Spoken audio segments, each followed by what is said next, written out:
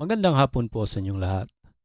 Narito na po ang resulta ng Lotto ngayong 2 p.m. draw, August 20, 2026 para sa mga games na 2D Lotto at 3D Lotto.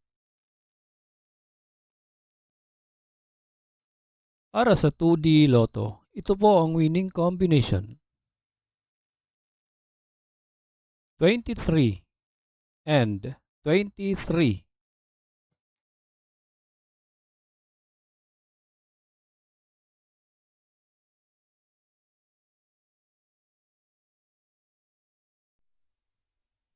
Kung bago ka pa lang sa aking channel, pwede kang mag-like, share, at subscribe para updated kayo sa mga PCSO lottery results araw-araw.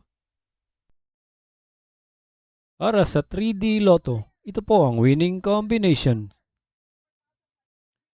4, 7, and 1 in exact order.